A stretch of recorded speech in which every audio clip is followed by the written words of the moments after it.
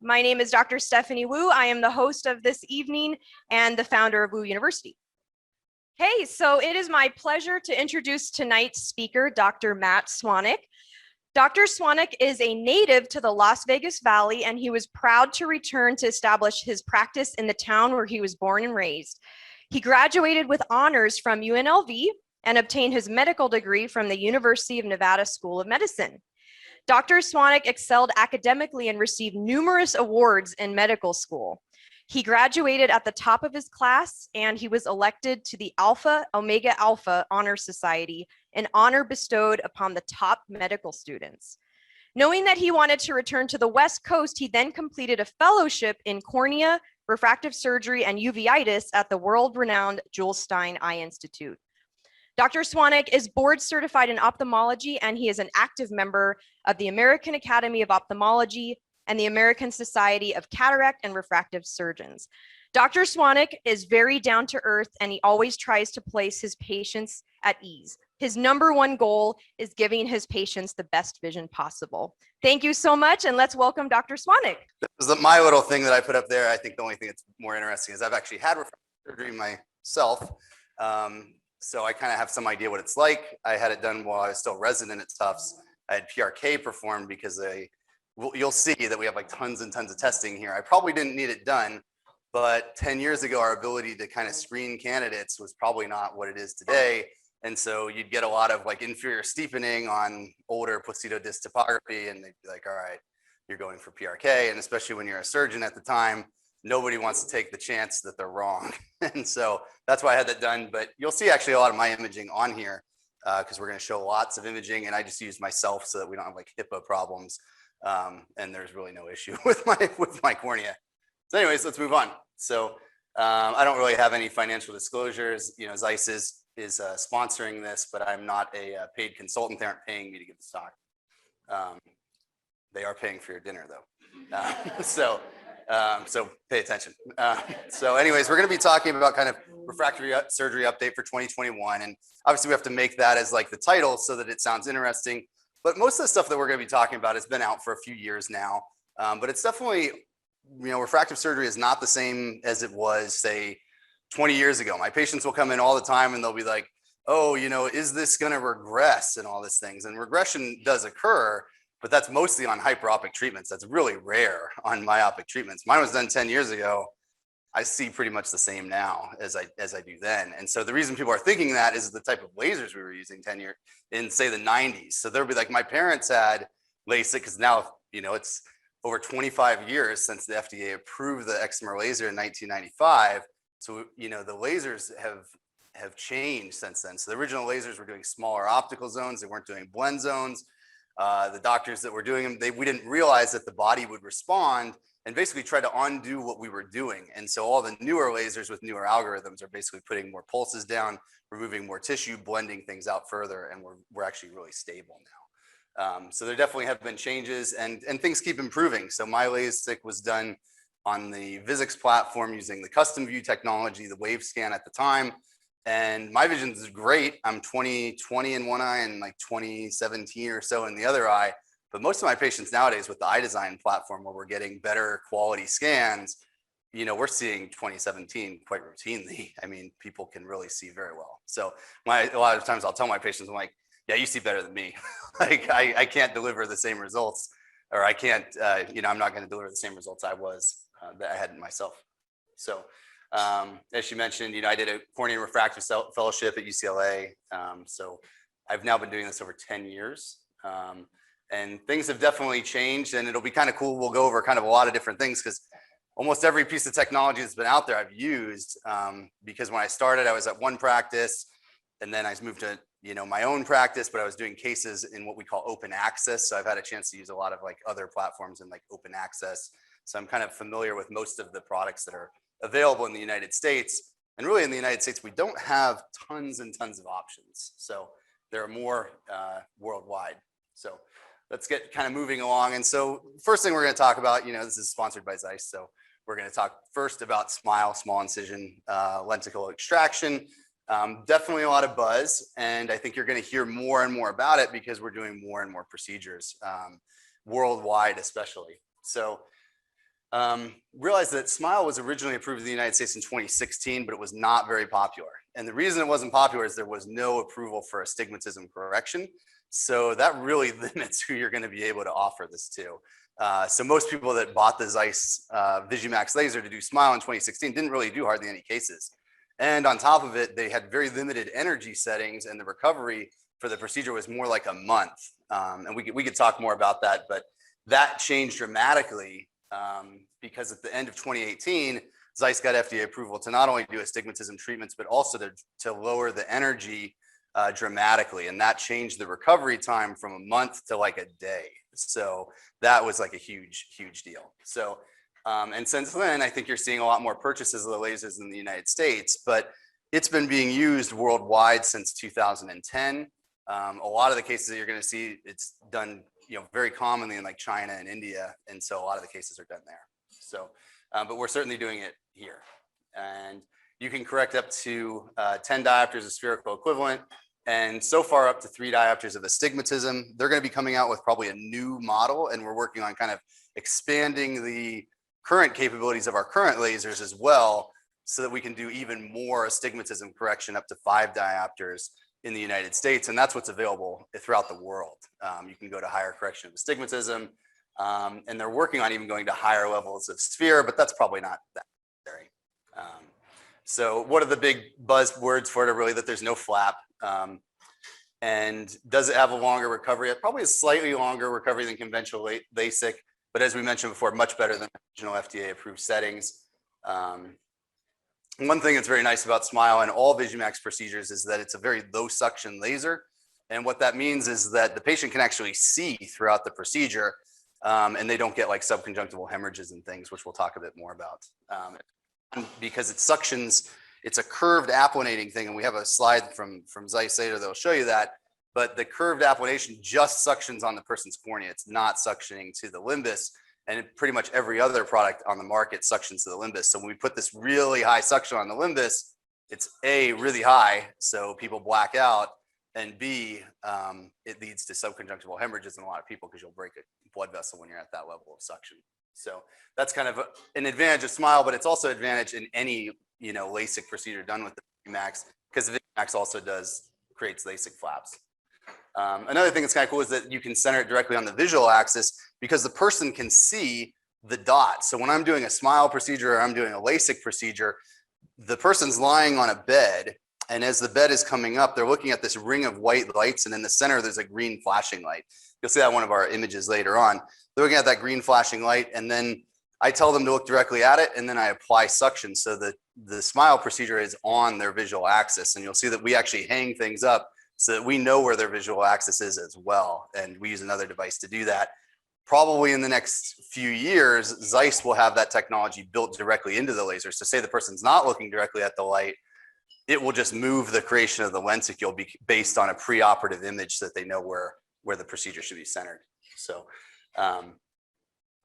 but it's generally a good procedure for the patients. They're quite comfortable. We're the only practice in the state of Nevada that owns VISUMAX at this point. Certainly the only place in Las Vegas that has it.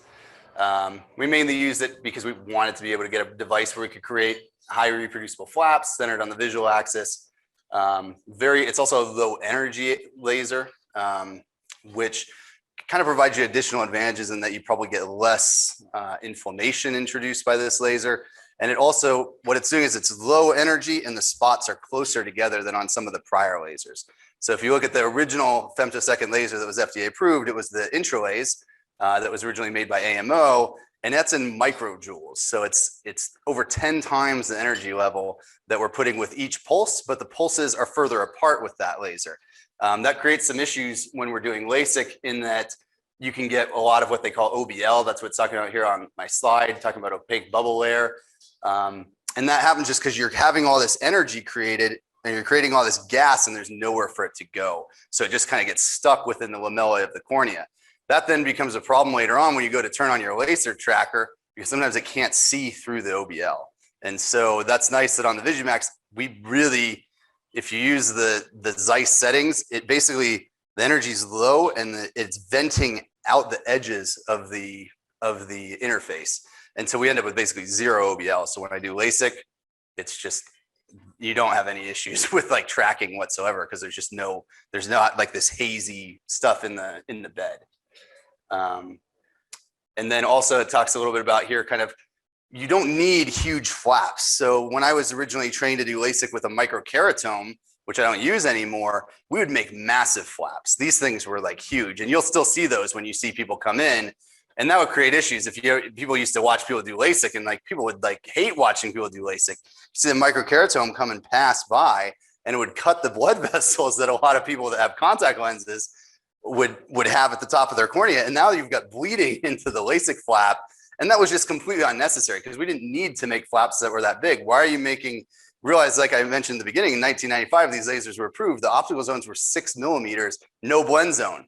Why are you making a flap that's 10 millimeters or 11 millimeters and cutting these blood vessels? There's just no need to do that.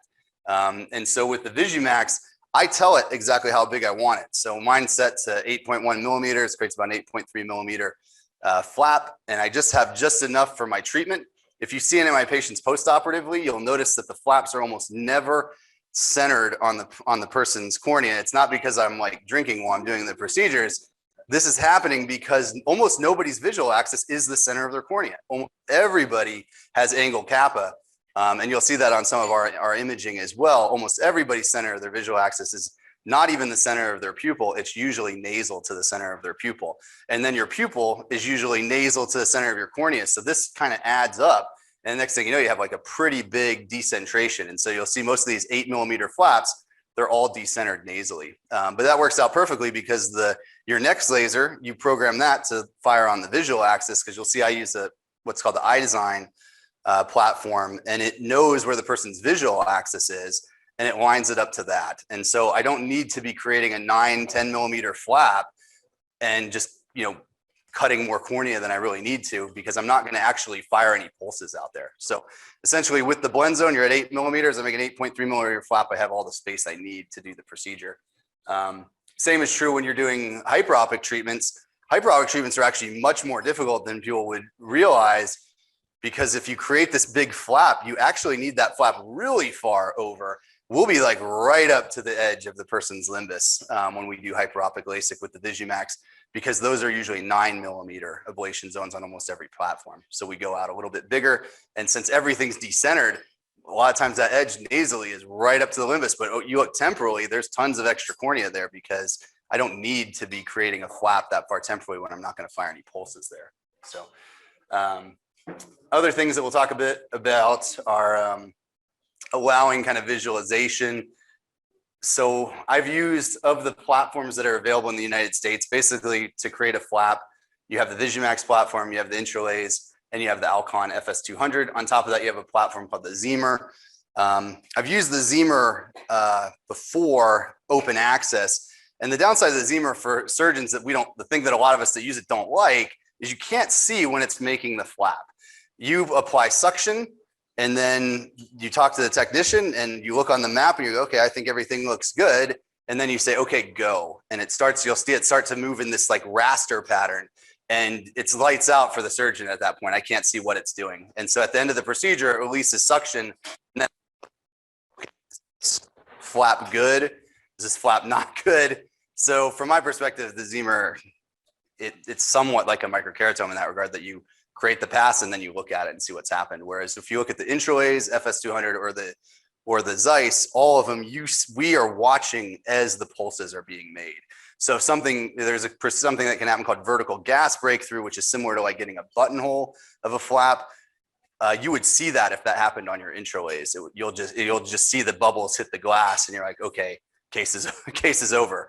The same thing could happen with the VISUMAX, but I've never seen vertical gas breakthrough on the VISUMAX. The reason that is the energy is so low that it's not creating massive amounts of energy. So that's kind of an advantage there. So we'll talk a little bit more here about some other technology that's come out. So CONTOURA vision correction is the big platform from ALCON. And so when I bought my laser, we were kind of looking at the ALCON versus the VISX platform, and we ended up going with the VISX, but I think the ALCON platform is excellent. CONTOURA vision got approved in 2016. A lot of people own the ALCON laser, but then a lot of them don't actually use CONTOURA. And the reason they don't use CONTOURA is is probably multiple reasons. But one is the planning of the treatment has been more challenging because you're taking somebody's topography and then you're trying to match the topography to their manifest refraction. And you guys, I don't know how much topographies you look at, but I look at a billion of them. And very often somebody might have, 2.5 diopters of astigmatism on the topography, but they only have a diopter and a half is all they're going to accept on manifest. At that point, the people with the CONTOURA, they've had to come up with ways to sort of mix those two things together. And they have new software that's come out with that to try and kind of blend that data together. Because what was happening originally is people were like, okay, well, I've got 2 diopters on the cornea, but I've only got one on that's accepted. What am I going to do? And so they would usually just back out to their regular platform, which is wavefront optimized LASIK, which is an excellent platform too. But that was kind of what was sort of holding back some of CONTOURA. Also, they charge more money per pack. So that's not really great from a surgeon's perspective, especially if you're not giving somebody substantially better vision, because they charge us every time we use any of these lasers. So if you're paying more per click, you want to make sure that you're getting more bang for your buck as well. And certainly you don't want to give somebody worse vision than they would have given them with wavefront optimized. So I think that's slowed its adoption, but it's getting a little bit better. And on this kind of third one here, it talks about people have been using it with the Forcity software. A doctor in the Midwest, I think, has come up with this software. And it allows you to kind of blend topographic data with your manifest refraction, and it will alter the treatment for you. So that will also probably make the CONTOURA platform a little bit better. But the main thing you should realize about the CONTOURA is that it's looking at topography and it's trying to smooth out topographic abnormalities. It's a little bit limited in that regard because they don't want using it on any type of pathology. So if you're thinking, oh, maybe we could refer somebody with keratoconus and use the topography guided, there's no way the ALCON platform is going to say, oh yeah, let's do this. Like it's not gonna allow that type of correction because it's going to realize that it's very irregular astigmatism. But you might be able to correct some kind of minor things. They are adding some new stuff so it can integrate with some tomographic devices where you're looking at corneal thickness, which is it's going to integrate with the Penacam and the Galilei. I use a Galilei. You'll see a lot of Galilei images on this slides as we go through it. So it's kind of cool that it'll integrate with that. At some point, we may add this technology to my practice also, and then we may have both lasers that we can do excimer with. One thing that's actually really cool about this CONTOURA platform, though, is that it comes with a Flacito disc topographer, and it then images the person's pupil, which you're going to see a lot of that type of stuff on these images, because that's where we're kind of going now, is integrating kind of information about where people's pupil is and where their line of sight is. And so when we do a topography, we know where this person's center of their visual axis is, and it takes a picture of their iris. And so with the new, even if you're not doing a CONTOURA treatment, you can take your wavefront optimized treatment and you can take that image of the person's iris where you know the center of their visual axis is and center your treatment, which is kind of a huge improvement for wavefront optimized. Because before, you just basically kind of had to center it kind of on their pupil, which again, it's not always their visual axis. And then if we move here, this is talking about IDESIGN 2.0 LASIK with VISX and Johnson & Johnson. Originally, IDESIGN was approved in 2015, but it wasn't called IDESIGN 2.0 because they hadn't started to integrate the topographer that comes with it. And a lot of this stuff will make more sense once we get into kind of some of the imaging where you'll see the topography and the wavefront guidance and all that stuff. But that came on in June of 2018. And basically what that does is it's not a topography guided treatment like you see with the CONTOURA. It's not guiding the treatment off that. All it's doing is it's altering the way, basically the energy distribution based off the topography, because your cornea is going to ablate differently if we're hitting it at kind of an angle, you know, off the peripheral edge versus a central edge. So it makes kind of slight alterations of the treatment based on that. The big advantage of IDESIGN, as I mentioned before, mine was done as custom view and now I treat with IDESIGN. Big advantage is that there's 5 times the data points. So the original custom view platform was 250 points. New one's 1,250 points. So you get a way larger amount of data, and that has really improved kind of the accuracy. So most of us that were using custom view before, we would run into problems because you could have your tech do a bunch of scans and none of them might match the person's manifest refraction, at which point you kind of have to bail on the whole idea of doing a wavefront guided treatment and then drop to what we call a conventional treatment. And we generally don't ever want to drop to conventional treatments at high corrections on the VISX platform because it's not as like sophisticated with dealing with anything peripherally in the wavefront. and you're going to end up with probably higher. It won't matter if you're doing like a -1, but say you're doing like a -6, you're not going to have this peripheral treatment that's going to lead to better quality of vision if you have to drop to a conventional treatment. So in general, we always want to be doing wavefront guided. And what's good about the iDesign is pretty much you almost always are. I can't think of somebody where I wasn't able to find a capture that made sense with the person's prescription. And that used to definitely be an issue with the old custom view. So increasing the resolution has made it definitely a lot better. One thing to kind of note on here is that it talks a bit about FDA trial data. We're not going to look at all that. But if you look at the FDA trial data, comparing CONTOURA, SMILE, and the iDesign platform, people always show the iDesign doing worse. But if you look at it, the iDesign platform, the doctors were not allowed to make any type of nomogram adjustments in it. And so what they found at the end of the trial is everybody was left -0.5.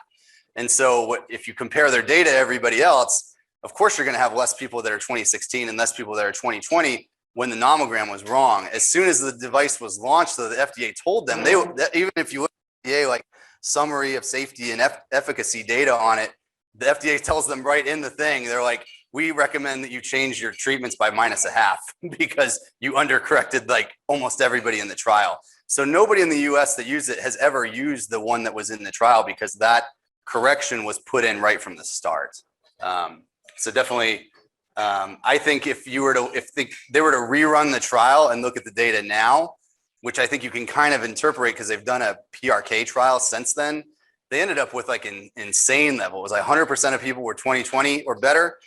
96% I think were 2016 or better. So the results were really phenomenal.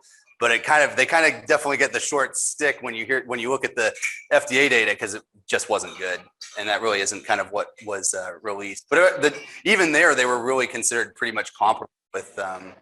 They were still very close to like SMILE and CONTOURA, and people did well. So that kind of talks about there, 92% 2016 or better, 99% 2020 or better, 100% 2040 or better. So probably one person wasn't 2020 or better. So this is where we're going to kind of get into like, I think the more important topic. So we kind of want to go over some kind of advancements in LASIK. But I think the big thing for, any optometrist to know about is like, what are we doing for refractive screening? What should we be doing for refractive screening? And, how can we keep people safe? Because this is an incredibly safe procedure. And I think it's gotten tons of bad press in the public, oh, this is unsafe. I mean, you have like, every couple months, the guy, Dr. Wexler, is like saying he wouldn't have FDA approved this. And it's just, I had it done in my own eyes. And more refractive surgeons have had LASIK done on their eyes than the general population by far. So a lot of people say, oh, a lot of refractive surgeons haven't had this. A lot of us have, at far higher percentages than the general population. So it's definitely safe if you do everything kind of right and you have the right equipment. It's a very safe procedure. So first thing I always like to go over is why are we doing so much testing? Because people come to my office and they'll go through so much stuff. They'll get their iDesign scan, they'll get their Galilei, they'll get a Cassini scan, they'll get an OCT of their anterior segment, and they're probably wondering, what are we doing with all this data? Like, is he just like running like a ton of machines for the fun of it to show off this equipment? But no, like there's a lot of data that we gain from this, and what we're really trying to do is identify pre-existing corneal abnormalities that could lead to ectasia, laser vision correction. And that's kind of the key take home. And that's what you're going to see with a lot of these slides, what we're really looking for. So ectasia, if you're not that familiar with this, it's basically a condition that just looks like keratoconus. The person's cornea just becomes unstable and it just starts to protrude more and more on the posterior surface. And the person ends up probably most of the time ending up needing at least glasses, if not a hard contact lens. And I, as a cornea specialist, I've done cornea transplants on people who've gotten ectasia. So people that have been in this city long enough probably remember when there was a practice called like Valley Eye or something like that. That's not a good place to have had LASIK. So you can, if you want to get a cornea transplant, that was a good place to go get your LASIK evaluation at. But most of that stuff is largely avoidable if you're doing good screening. And so one thing to realize on this is most cases in literature have occurred with LASIK and not PRK. And the reason that probably happens is that we're cutting way less fibers of the cornea when we're doing PRK. PRK is actually very little if you think about how much we're altering the person's cornea. It's really minuscule because, as I mentioned, usually we're doing mostly an optical zone of 6.5 millimeters. The depth on, say I do a minus, it's generally about 18 microns per diopter is about what we're ablating. So if I'm going to do, say, a -6, we're probably looking at removing about 100 microns of corneal tissue. So if I remove 100 microns of corneal tissue, but it's mostly in the center, and you started with a 580 micron cornea, most of your cornea is still there. And peripherally, it's all mostly almost all there because the pulses that I'm putting out to the edge of that 8 millimeters are minimal. You're probably, if you were to look at the treatment VAP, it's probably gonna be like 20, 30 microns that I'm removing peripherally. So it's very minimal. When you're creating a LASIK flap, you're already starting, even if you're using a femtosecond laser that's really accurate like the Zeiss, you're always starting basically 100 microns down, and then you're lasering from that point. So that's probably why we think there's been a lot more cases. Also, a lot more cases with everybody switched to femtosecond lasers where we could reliably get thin corneal flaps. So if you get the microkeratomes like the original Moria, people would be looking at the plate itself was set to 160 microns, but that didn't mean that's what you got. You might have got 160, you might have got 180, you might have got 200 microns. So back then, most people, when they were using microkeratomes, we'd lift the flap and then you'd measure the corneal residual tissue. I don't think anybody really does that if you're using a femtosecond laser, especially not if you're using VISUMAX, because the standard deviation on the VISUMAX is about 2.9 microns. So if I'm 3 standard deviations off and I program my flap for 100 microns, the most I'm going to be at is 110. So I don't really have to worry about that. But if you're using a blade and you set it at 160 micron depth and you end up 200 microns down in the cornea, that might be time to just stop, not do any more laser at that point, just abort the case. And even then, the person might get ectasia because you just cut so much of their fibers. As we mentioned, like if it's mild, you can treat it with soft contact lenses, spectacles. More often, it's hard contact lenses. If it's severe, you could end up needing a cornea transplant. And we don't really know if corneal cross-linking can stabilize this. So the data on it is kind of sketchy. We don't know if it really works because we think you've already cut those fibers peripherally. And so it may not actually do anything to tighten. If you're trying to make bonds between fibers, if they're already cut, you may not actually be making any new bonds. So the best way to, treat ectasia is to not have it occur to begin with. And then realize that, from our perspective, these are the cases that go to court. For sure, if you give somebody ectasia after LASIK, they're probably going to talk to an attorney. And so we definitely want to avoid that. So we'll talk a little bit about this Randleman ectasia risk score because it was very popular. They published this when I was still a resident. And it was really controversial, and you'll kind of see why. I don't think my laser pointer works, but the big thing that was on it was 8. So as young, 18 to 21, you immediately had 3 points on the ectasia risk score. And so if you look at it, 0 to 2 is low risk, proceed with LASIK or surface ablation. 3 is moderate risk. So if you were 18 to 21, you were automatically put into the moderate risk category, even if everything else was perfect. So a lot of people didn't really, when this came out, the problem is some cases of ectasia, if you're looking at like legit, solid practices that are doing LASIK, the last I saw this, there was a huge practice and they looked at 65,000 cases. They had 12 cases of ectasia. And so this is an incredibly rare complication of LASIK.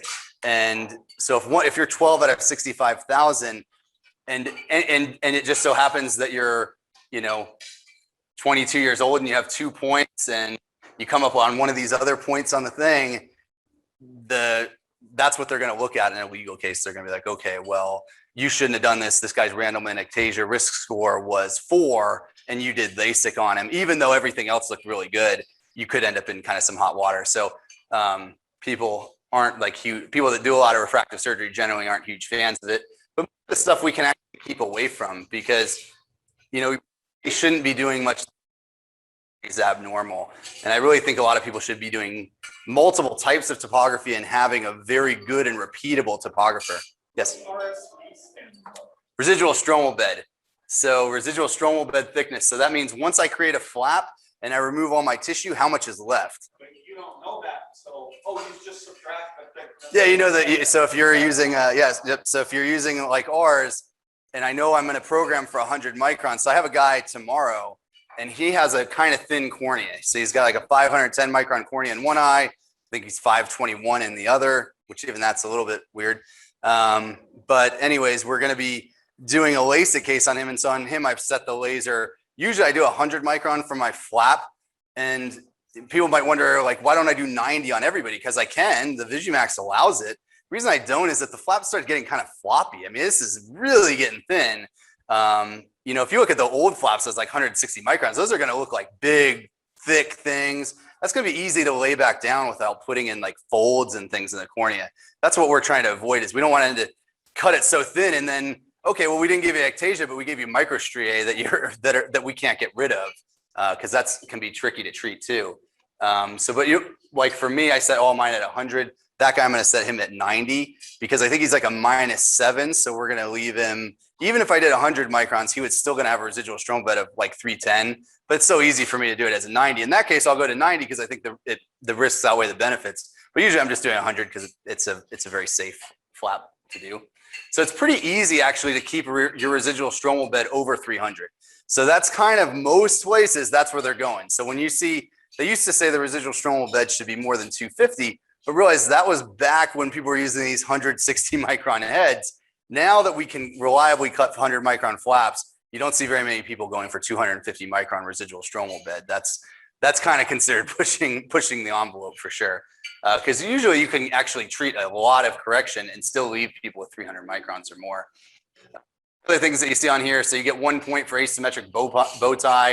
It's kind of a weird scaling too, because then you have inferior steepening, skewed radial axis, or is abnormal. And I'm like, what is abnormal? I think to me, inferior steepening is definitely abnormal, and it's, to me, that's going to bring my attention pretty high. I'm not very likely to do LASIK on anybody that has inferior steepening on their topography. Unless for some reason I think it's due to some other reason, but most of the time we know when the inferior steepening is relevant, and you'll see why with kind of modern testing that we have. The other things on here, what is CT? CT is just corneal thickness. So if you, as a cornea specialist, I think that when your cornea is under, say, 480 microns, I think this is an abnormal cornea, even if everything looks great. Like, I do not really believe that a 480 micron cornea is normal.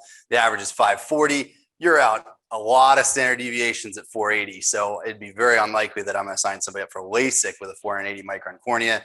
I may have done it maybe once or twice in my career. Maybe I'm shooting a -1 or something like that. I might do it, but it'd be very unlikely otherwise. So these things where it's saying like corneal thickness less than 450, almost everybody, if you have a corneal thickness less than 450, you almost always have keratoconus. So like that should be, you know, that's probably why that's 4 points. And then they're looking at 450 to 480. I think that's a pretty big gray zone. That's why they're points. And then the 481 to 510, they're giving people 2 points for that. But most people are going to have over a 510 micron cornea, and you'll still be at 0 points. So most of the people that come and see me for LASIK actually are at around 0 points, and that we proceed with cases on, because again, look at, it's also 0 points for -8 diopters or less. And most of the cases I'm doing are 8 diopters or less. I do think we can push the envelope more than we used to, because there used to be this kind of dogma, oh, you can't go over -7 with LASIK because you're going to get halos. Oh, I'm going to throw an ICL in. And I'm like, you're going to get halos with ICL too. The ICL doesn't have an optic that's massive. The optic is still small on the ICL. If you throw an ICL in a guy with an 8.5 millimeter pupil, odds are he's still going to complain of, you know, halo effect that you've given him. So I don't think the ICL is totally it's definitely useful when you start getting over -10, but I think we can shoot, you know, -8, -9, SMILE, LASIK, PRK. Well, I'd avoid PRK. We'll talk about that. But the main reason, the recovery for PRK, once you get over about a -4, is not a month. It's usually 2 months. And people are pretty frustrated by that. They can see when they come in, if you shoot like a -6, I had a girl last month, she just had a thin cornea. There was really no way to safely offer her LASIK. So we did PRK on her, and I saw her at a month, and she's about 20/30 at a month. I'm not worried at all, because when you look at those people's topography, you're going to see usually with the rule of astigmatism. So her topography showed she had about, you know, 1.5 diopters of with the rule of astigmatism in one eye, 2 diopters in the other. That's going to be gone when I see her back at a month. So I see those people back at 2 months. Almost always they're going to be 20/20 and super happy. So PRK is still a legitimate option there. but it's not going to be your favorite thing, and it's not going to get you a lot of referrals because people, patients don't really like that when they're still having trouble driving a month after the procedure. So, but usually even there, their vision is decent. So yeah, let's talk about here like 4 points for manifest refractive spherical equivalent greater than 14 diopters. I mean, I'd say that's pretty high. I'm not shooting people I wouldn't shoot anything 12 to 14. You almost never have enough tissue to do 10 to 12. So most of the stuff, the most you're usually going to get is 1 point on that, because if you're at 8 to 10, that would be 1 point. So again, it's pretty easy actually to keep most people in the low risk zone on here. But again, this is the main thing that was controversial about this is young age. And so people may be wondering, why is young age controversial? And I think it is still a relevant risk factor. The reason we think it's controversial is that a lot of these people probably have an abnormal cornea, just hasn't shown up yet. So if you do somebody that's 18 years old, their cornea is not really an adult cornea, and you don't know if that guy is going to have inferior steepening at age 19, and now you've weakened his cornea at age 18. So it's pretty rare. I don't really do many cases if people are under 21, and it's for two reasons. A, I don't really want to be taking this risk, and B, a lot of times their prescription is really not that stable either. So, and a lot of these people that really want it, the 18-year-olds I see in my office that are like, I want LASIK now. What are they? They're usually -7, -8. So they're a high-risk case. I'm not exactly jumping up and down to do that person's case. I'm like, let's be safe. See me when you're 21, 22 years old. Everything's looking good then, we're good. But I'm not trying to, you can always wait. That's always an option. So topography is definitely still considered the gold standard in laser vision correction. We're looking for normal topographies. We don't want any irregular astigmatism. We already looked at kind of that Randleman ectasia risk and why this is such a big deal. And the issue I find with topography is not all topographers are equivalent. And some topographers give you so much noise.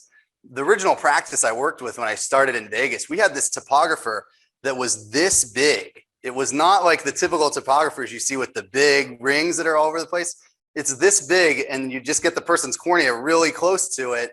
And it was just like a random number generator. Every single person's topography was abnormal. I'm like, I'm supposed to do LASIK with this? Like, how am I determining anything with this? Every single person has abnormal topography. I'm like, you know how huge we're putting ourselves at risk of like a medical legal case? If anything goes wrong on every case, you've got an abnormal topography to start with. So you can avoid that with better quality topographers. And the one I like the most, if you see patients that have been sent to my practice, is there's a device called the Cassini, and it uses all these multicolored LEDs and it reflects them off the cornea.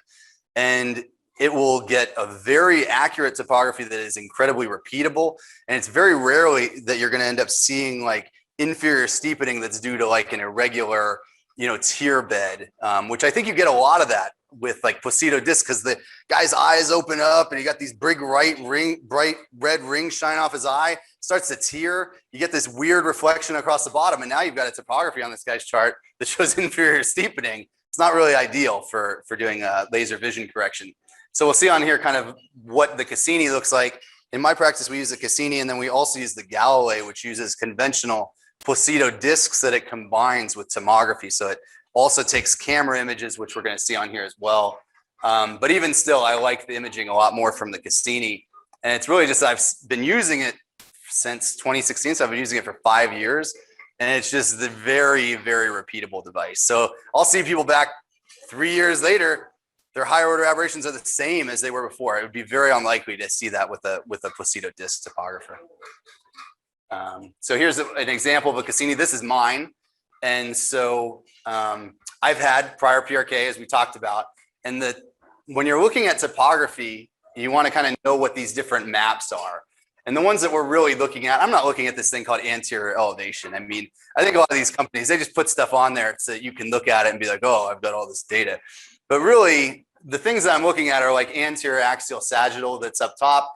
Realize that what those type of maps are doing is that the axial map, it's smoothing things out. It's trying to give you an idea of how does this person's cornea function refractively. And so you'll kind of look at that one first. If you see something abnormal there, you really should probably be paying attention to that, because you really shouldn't be seeing a lot that's abnormal on that type of refractive map. But if you look at the next, you look at the anterior tangential map, that'll be very similar to what you might see on a regular placido disc. They'll call that an instantaneous map. And that instantaneous map gives you a lot of data. And so that's where you can really see, that's what happened to my cornea. That's why it's yellow around the edge, much steeper around the edge, and it's and it's flattened in the middle. That's why it's yellow around there, and it looks, that's the ablation zone. This device is basically telling you exactly, this is his ablation zone. Those lines that are running through there are converging at my visual axis. So you can also tell, like, say somebody comes and sees me and they've had LASIK that was done, say, 20 years ago. And people will come in and they'll be like, my vision was just never good after LASIK. I can do this map, and in 1 minute, I'll be like, I know why your vision was never good. Your treatment was decentered, because I can see the center of their visual axis, and I can tell that the ablation zone is way off to the side. And so I'll be like, okay, well, that's why you've been seeing streaking for the last 20 years, is because it wasn't centered on your visual axis. And that may have happened not because the surgeon made any mistake. It's because the laser that the person was using centered the treatment on their pupil, but the person's visual axis is not the center of their pupil. So if the person has a high angle kappa, and it won't always be that it's shifted nasally. Sometimes you'll see people where it's shifted temporally. So it's very important for us to know where the person's visual axis is. But you can see that it looks pretty well centered on the visual axis. You can see that my cornea is flattened. If you look at the average keratometry values, this thing also gives you total corneal values. And what that means is that it's reflected lights off the back surface of my cornea. So this device reflects all these multicolored LEDs, and then it also takes 7 infrared lights and it reflects them off the back surface of my cornea. And it then knows what the curvature of the back surface is. That's not actually very useful at all for a refractive screen, but it's very useful when I'm doing cataract screening, where I'm trying to figure out what the person's true corneal astigmatism is, because it's trying to give me data about the back surface. So that's what that kind of total corneal astigmatism has to do with. And then this is showing you kind of posterior simulated case. I know people here aren't able to see it. People online probably can. Key things to look at though on here are something called HOA, which stands for higher order aberrations. On the Cassini, my experience is that most people are assuming for refractive screens, that value should be about 0.300 to 0.600. If it's above that, odds are they've got something going on, whether it's that they've got bad dry eye, they've got anterior basement membrane dystrophy, but I can just look at that number. And if that number is like 0.7, I know I got to look for something else. Something is probably going on here that I don't want to miss. And the same thing is true when I'm doing cataract evaluations.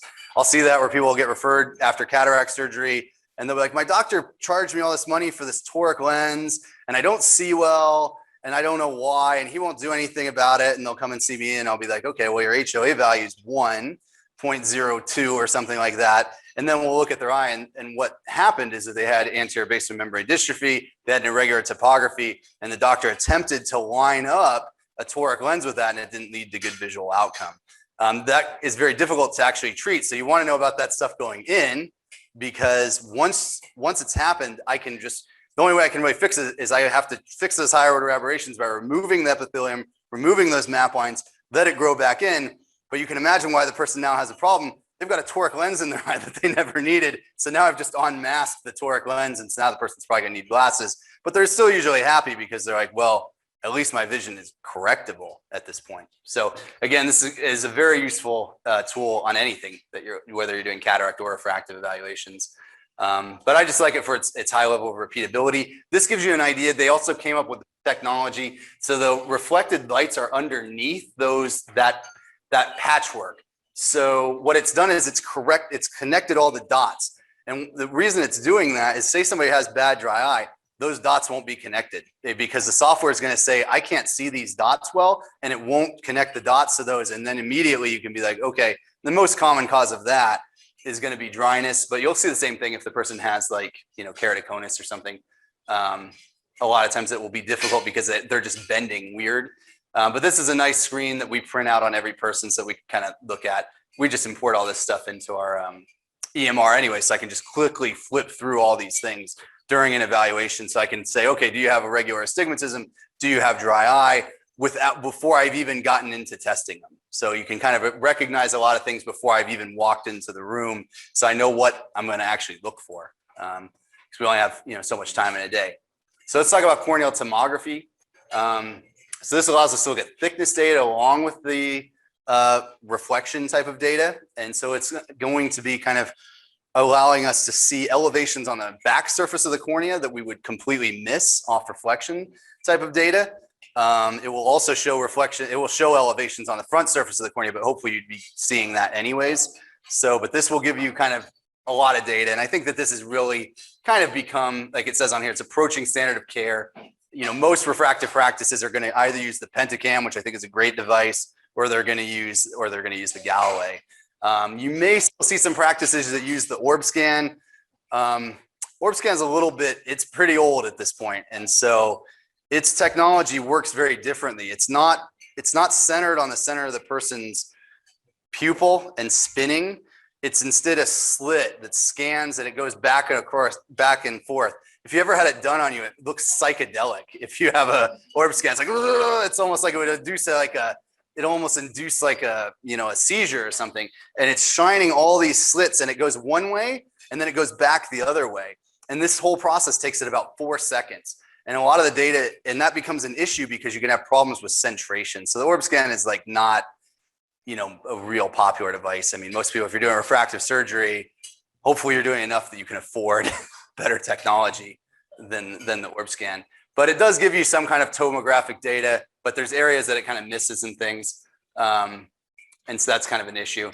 And issues with tomography in general versus like Placido disc or the Cassini that we talked about is that it's slow. So even when you're talking about a device like the Pentacam, it takes it 2 seconds.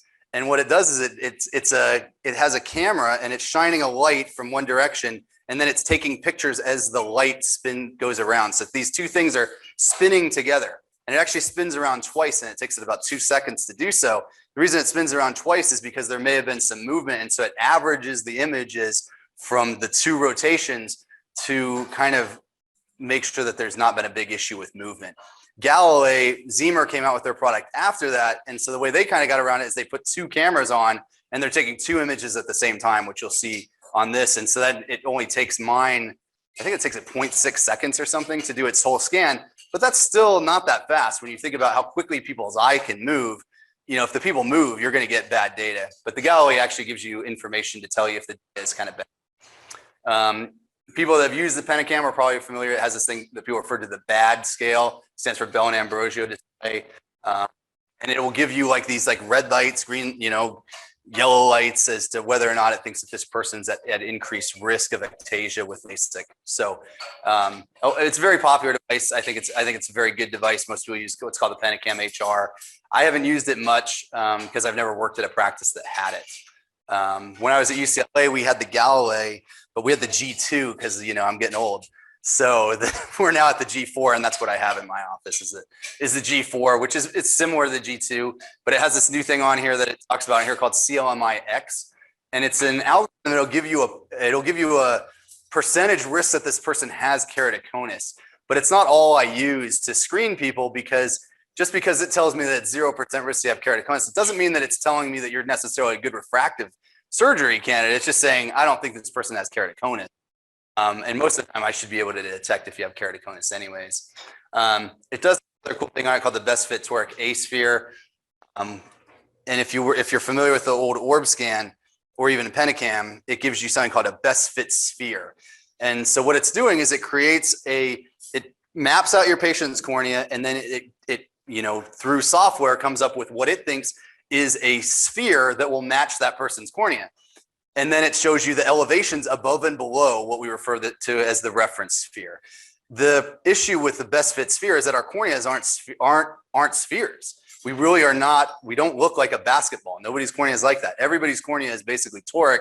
And so what they're doing is they make what's called a Best Fit Toric A-Sphere because our corneas are not spherical and they're typically toric. And so then it's looking at elevations above and below that. And that becomes helpful when you have people with high astigmatism, because a lot of times when you get to high levels of astigmatism, you can easily miss elevations in the back surface of their cornea because the cornea ends up with this very typical appearance. Everybody with toric cornea on Best Fit Sphere looks almost the same. They'll have this kind of, it'll look like an hourglass sort of, and you'll see the steepening in the center, edges on the edge, and it's pretty easy to kind of lose data in that. And so I kind of like to look at this thing called Best Fit Toric A-Sphere. I think we should have an image on here which will show that. What's also nice is that, you know, back in the day, we used to measure people's cornea with a with a ultrasound. We don't really do that anymore. Most people's practice, because in my office, I'm using this as well as a anterior segment OCT. I don't really need to like also bounce a probe off the center of your cornea to figure out how thick your cornea is. But the beauty of this is that you get a global picture. So, but 10 years ago, a lot of times practices, you would just do a topography and you just check their central corneal thickness. And there's obviously a lot of variability there because you don't know if the tech was close to the center or, you could be off by a significant amount based on where you're at. And also if you were tilted to the side with your A-scan probe that you're using to determine that, you could end up over-reading the thickness of your cornea, which is definitely not what we want to do. If we're going to err in any way, we want to err on under-reading the thickness so that we don't make a mistake and do LASIK on somebody that we shouldn't. So let's move on here.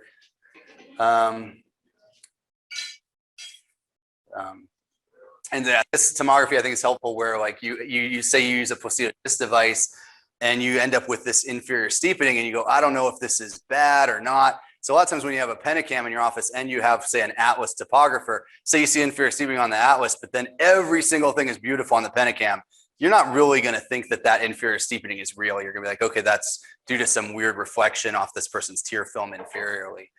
So I think it can help people rule people in for LASIK that otherwise they might not.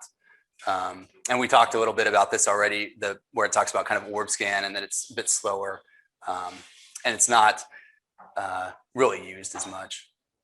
And you guys can get access to all these slides. There's some other stuff on there. I'm not going to mention every single thing on every slide. Hopefully you can get it, and there's maybe some more useful information for you. But this is what the data is going to look like. This again, I think, is me.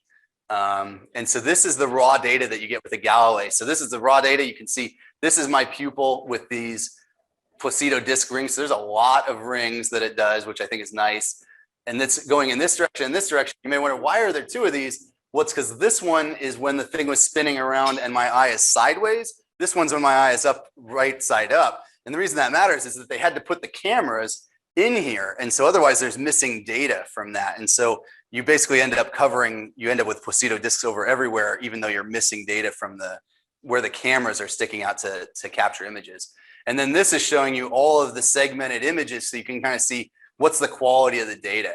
And again, if I'm on my computer, I can bring up any one of these images. So say I didn't like something, I'm like, oh, well, I don't like where do I trust where it put its lines? You can blow these images up and see in high detail what each one actually looks like.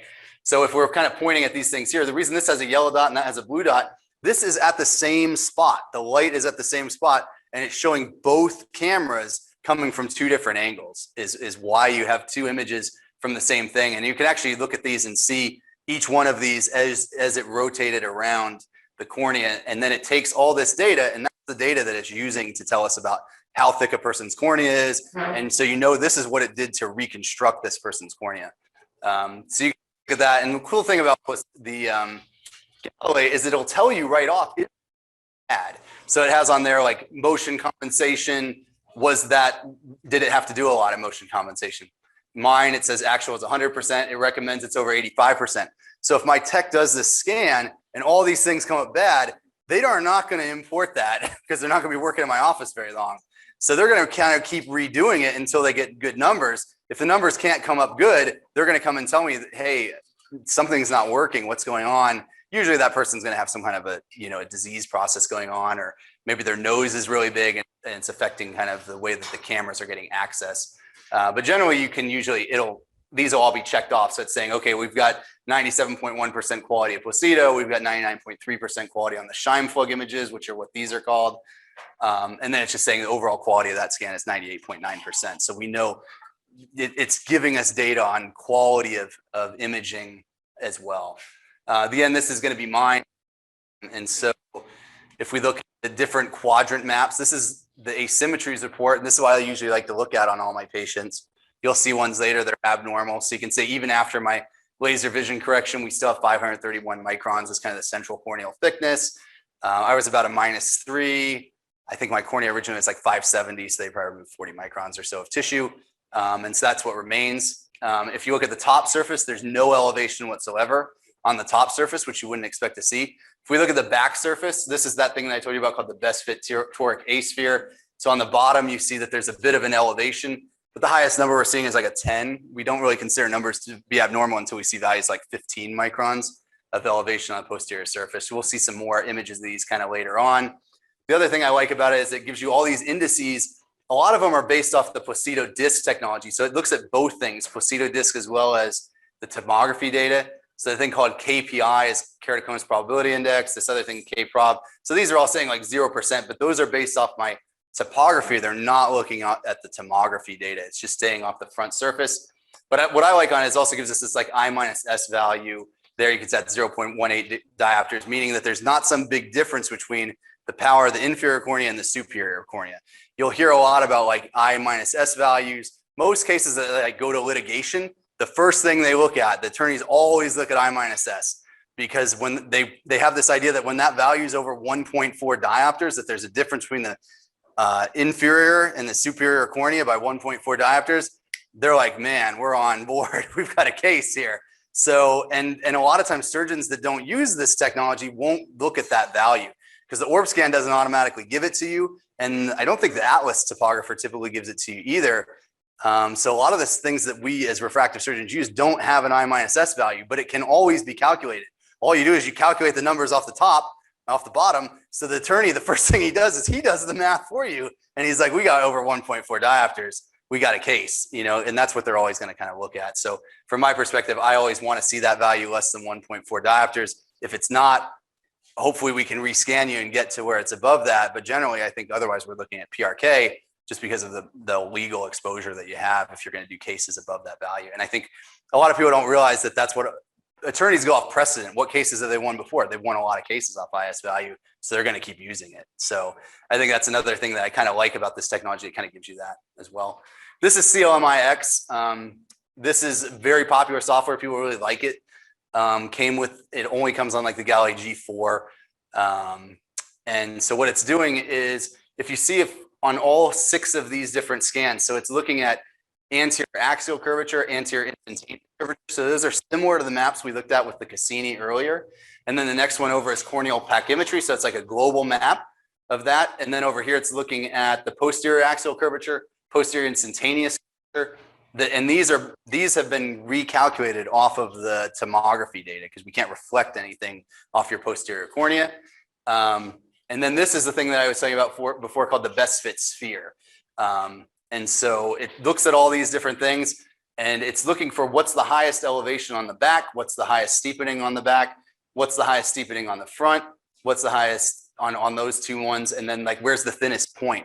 And so it just uses its artificial intelligence to find all those things. And if they're all overlapping, then that makes it think this person probably has keratoconus, because if your cornea is thinnest in one spot and that's the same place where the person has the highest posterior steepening and it's the same place where they have the highest anterior curvature, odds are this person has keratoconus. And so then you'll see that value will skyrocket to like 100%. You'll also see elevations in other diseases. If somebody has like pellucid marginal degeneration, that'll come up 100% as well. It's really kind of, you can think of it as kind of a scale looking for abnormality. But most of us that use this as refractive surgeons, we want that. I pretty much want that 0% on anybody I'm going to do LASIK on. If we start getting into even like 6%, 7%, we're probably talking about PRK. Most of the time, if it's giving you a value of say 30% above, this person probably has keratoconus. And so you definitely don't want to do LASIK in that situation. Here is the other Galilei image that a lot of us use. So if you're a smile surgeon like I am, we need a way to verify when the person is looking at the green light that they're actually looking at that green light.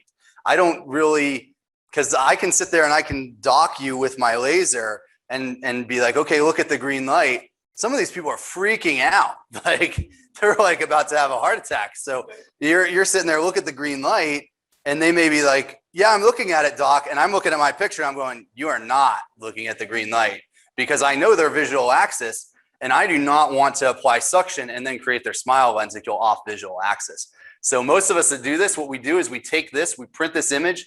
My tech does it for me. She puts the person's name on it and tells me their eye, and then we hang it upside down. But again, this one is mine.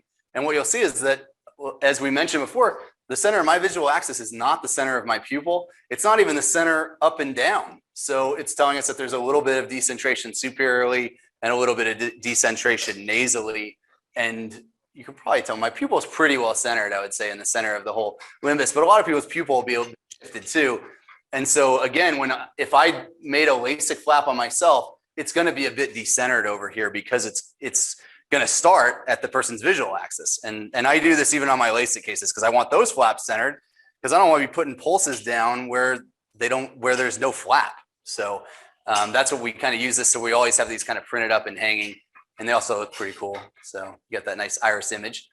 This gives you the data that we were looking at when we use our IDESIGN. So again, as I mentioned, we get the Galilei imaging, we're getting the Cassini, and then we get this.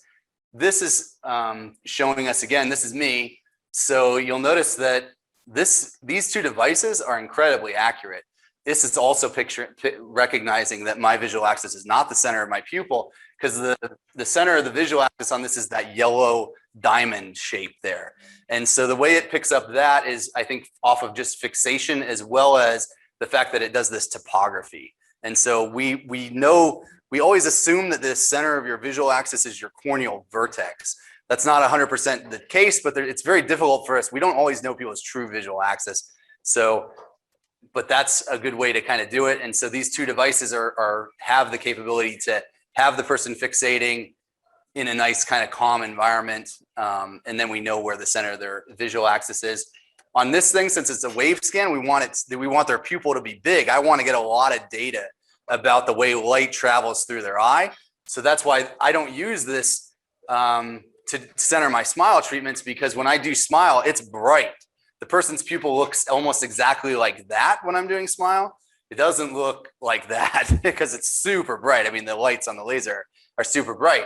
So the pupil is really small. So it's hard to really use that to center your smile treatment as well as the other one. But anyways, what you can see here is that, after my laser procedure, this is a wavefront value showing what happened to the wavefront of my whole eye. And you can again see that things look pretty well centered. We're seeing kind of the center of the pupil here. And we see that this kind of green flattened area here is in the center. You're going to see that I have increased levels of kind of spherical aberration. You expect to see that on anybody that's had prior LASIK. You're going to see spherical aberration because we're flattening the center, but we're not flattening the peripheral, and that just is what creates spherical aberration. So you'll see some elevation in that. And you actually would see that if we go back to the Cassini, you're going to see this elevation in the spherical aberration value. 0.485 is high. And the reason my spherical aberration is high is because I had LASIK.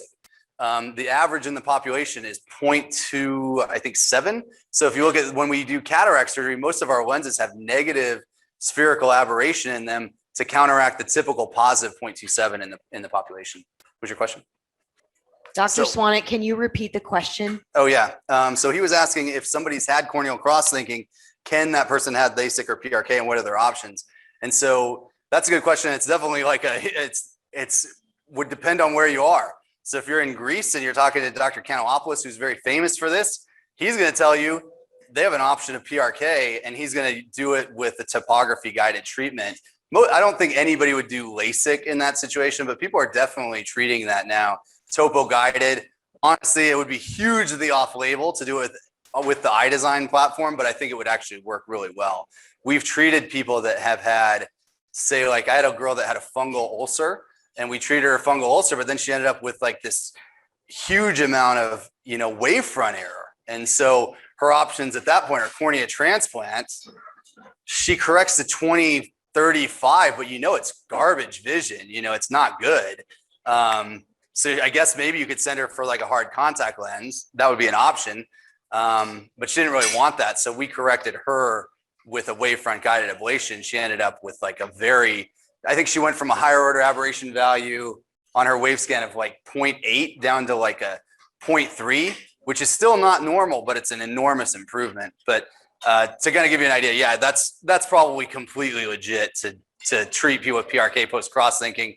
I'm not sure if you might get in some hot water if the person had problems after it, just from medical legal standpoint, because I'd say that's definitely off label. None of the companies are going to let you do it. I guarantee it's off label on the IDESIGN. When I treated that girl with the scar, that's completely off label.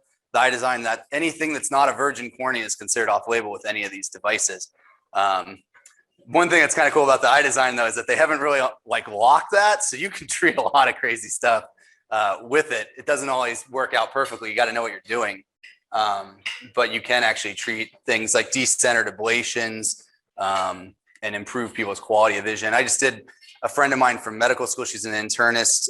She had LASIK 10 years ago, and she just had like kind of a little bit of coma from her prior LASIK procedure, and she'd had some regression of the treatment. So when we did her as PRK, and we just did hers as wavefront guided, and we were able to decrease some of that coma and increase the quality of her vision from doing that. So it's kind of cool, the technology that we have now. There's no way I would have been able to do that with the old custom view platform. 250 spots wouldn't be enough resolution to reliably do that. You might be just making somebody worse. So anyways, if we look at all these different things, it gives us and us as surgeons, the IDESIGN has all sorts of different stuff. So this is what I like.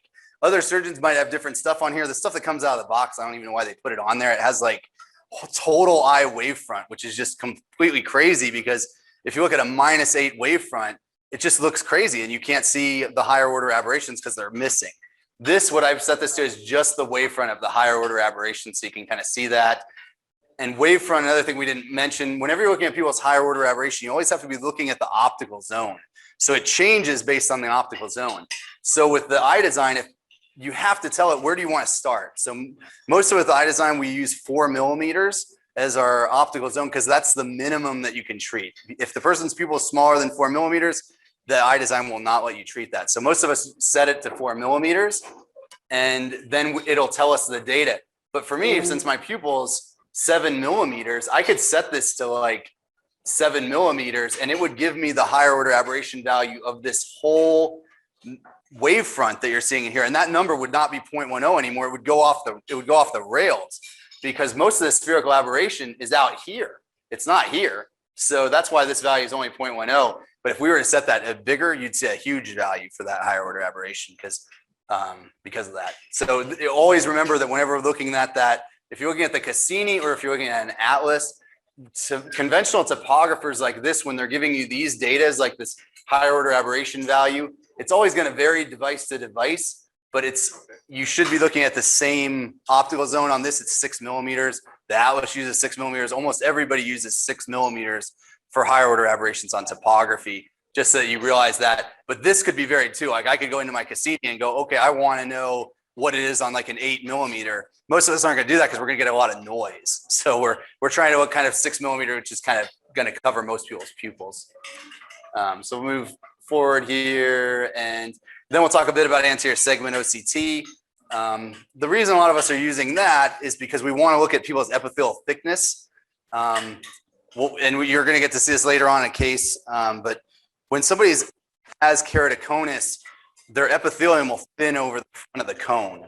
And so it's another way that we can pick up people that might have keratoconus. So that's why we're kind of using this. I don't consider it to be standard of care.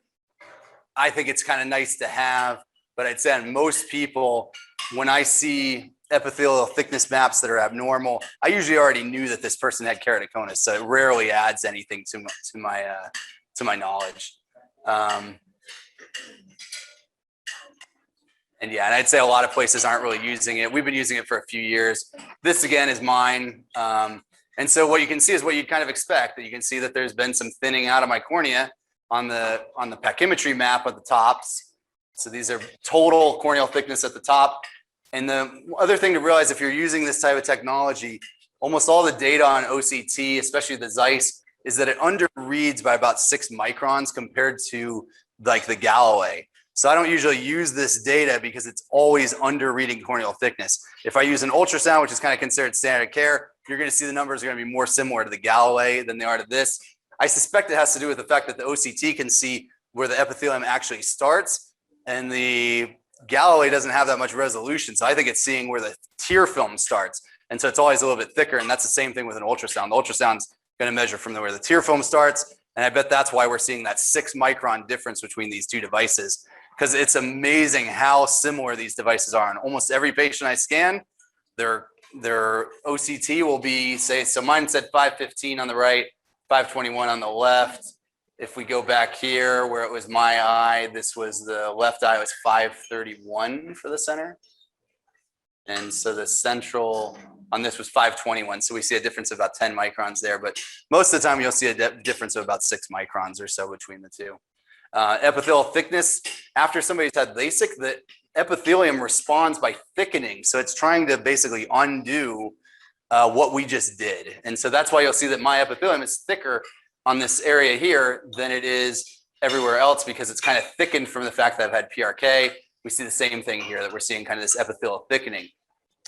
The opposite would be true if somebody had keratoconus. You'd see epithelial thinning, because as the cornea bulges forward, it's being rubbed against by your eyelid, and it thins out the cells. And so that's why you'll see kind of epithelial thinning in somebody with keratoconus. And so the companies that make these machines, part of what they'll market it as is, say you have somebody with inferior steepening on their topography, but you see epithelial thickening inferiorly on their topography, you can almost always go forward with LASIK in that case, because the reason they have inferior steepening is because the epithelium is thick. But the epithelium is not going to be thick because the guy has keratoconus, because that's the opposite of what you'd see. If they had really had keratoconus, you'd see their epithelium thin. And we'll see that later on. It's pretty obvious on somebody with really has keratoconus. Technology definitely works for that, but again, I don't think it's necessary. And so then if you're looking at kind of wavefront data that we're looking at with IDESIGN, I think it's helpful. And then there's something called double pass filtering, which is the HD analyzer. Some people may have heard of that. A lot of people were using them back when the camera device was a popular thing. I would say that's not popular anymore. And so the recommendation when people were getting cameras, because you had to be, you're doing this in an older population, they wanted the HD analyzer to show the person didn't have a bunch of scatter beforehand. Because we don't want to be putting a camera or doing LASIK in somebody that comes in for a LASIK evaluation when they already have a cataract. I think we've all seen that before. I've seen that with other practices.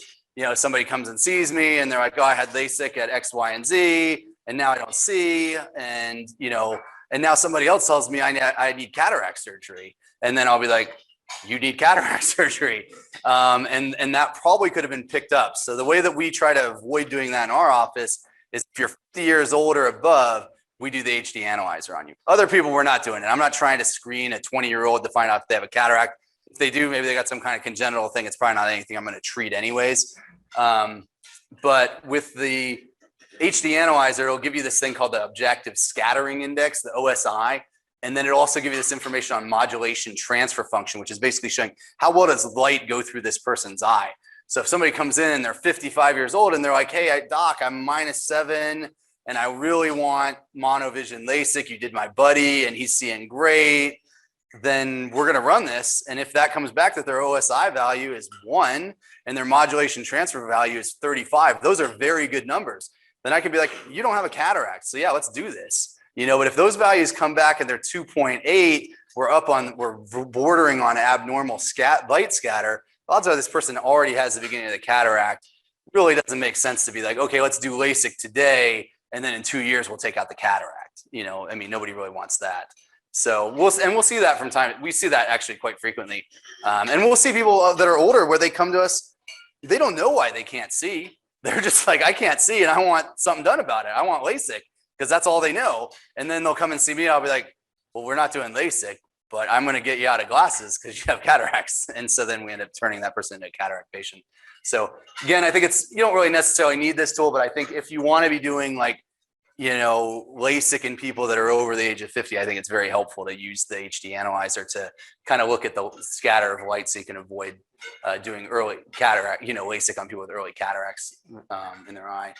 And this talks a little bit about kind of like the IDESIGN treatment. Another thing, when you're looking at this value on the IDESIGN, if a person comes in, they've never had LASIK, they've never had anything, and this wavefront value is 0.3, that's another thing that we'll see on these people that come in with cataracts, is that value is way elevated and their wavefront's all scattered because the cataract is causing that wavefront to no longer flow through the eye well. However, the problem with that is that wavefront is very not sensitive for cataracts at all. It's not looking at light scatter. It's just looking at how well does light flow through the eye. It's very easy to miss a cataract with wavefront scanning. And so I don't think it's a great tool for it. But if it's just one more thing, that if the person comes in and you see a value like 0.25, you need to figure out, why is this value 0.25? Because that's not a normal value. So most people should be most people are going to be between 0.10 and 0.15. So that's just kind of that. And now we're going to move into kind of the next part. So once we've done all this screening and I look at everything, I go, okay, this looks like you're good for LASIK, PRK, SMILE, whatever. Now we're going to look at, before we even start getting into like refracting somebody, I'm not going to refract you and then tell you, oh, you aren't even a good candidate for any procedure whatsoever. That's not a good use of my time. At my office, I do my own refractions for this because I don't have an OD. I only have, techs, and I'm not going to have my techs do a refraction for LASIK because this is what I'm going to actually use to program the laser. And it, most of the time you're pretty close to the data point already with the IDESIGN. So we'll kind of talk about this kind of anytime we're doing LASIK, you're only as good as the refraction. Because most of the devices that we're using, we're putting in, we're typing in the data. So if you look at like a device like the ALCON wave light, you put in that the person's prescription is -4, -1.5 at an axis of 22 degrees. And if you type that wrong, you're going to have a pretty unhappy patient. And so you have to do several things to make sure that your refraction is right and that you don't make errors typing things in, because those happen, and they happen way more frequently than anybody realizes. So most places are going to use an autorefractor, current glasses, or wavefront aberrometer to start.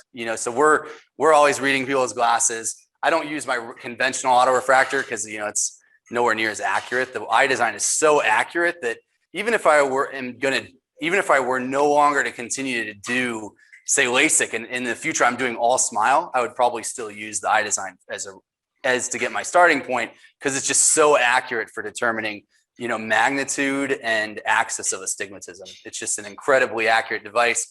I'd say everybody should own one, but they're $65,000, so I don't recommend it if you're not doing refractive surgery.